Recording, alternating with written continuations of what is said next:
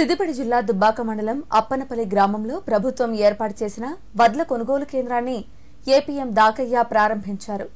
ఈ సందర్భంగా ఆయన మాట్లాడుతూ రైతులు పండించిన వడ్లను చివరి గింజ వరకు కూడా ప్రభుత్వం కొనుగోలు చేస్తుందని, రైతులు అధైర్య పడొద్దని సూచించారు. పండించిన పంట దళారులను నమ్మి మోసపోకుండా ప్రభుత్వ కొనుగోలు కేంద్రాల్లోనే విక్రయించాలని తెలిపారు. మంచి మ్యాచర్ వచ్చేలా ధాన్యం ఆరబెట్టాలన్నారు. రైతులంతా కొనుగోలు కేంద్రాలను సద్వినియోగం చేసుకోవాలని కోరారు.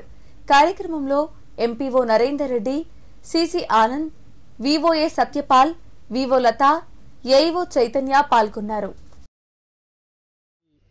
కాలం దృష్టిలో పెట్టుకొని తెలంగాణ ప్రభుత్వము రైతుల వద్ద పండించిన వరి ధాన్యాన్ని కొనుగోలు చేయడానికి ప్రభుత్వ ఆదేశాల మేరకు ఈరోజు దుబ్బాక మండలం అప్పనపల్లి గ్రామంలో వడ్ల కొనుగోలు కేంద్రాన్ని రైతుల సమక్షంలో ఏర్పాటు చేయడం జరిగింది.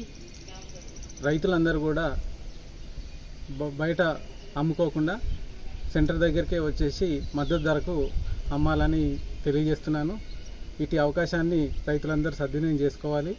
అదేవిధంగా ఏ గ్రేడు ధాన్యానికి 2203 రూపాయలు, కామన్ గ్రేడ్కు 2183 రూపాయలు చెల్లించడం జరుగుతుంది.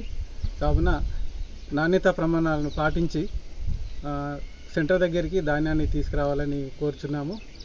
ఎక్కడ పడితే అక్కడ పోయకుండా కళ్ళాల వద్దనే ఆరబెట్టుకొని ధాన్యాన్ని పాడు చేసుకోకుండా మంచి ధాన్యాన్ని తీసుకురావాలని కోరుచున్నాము.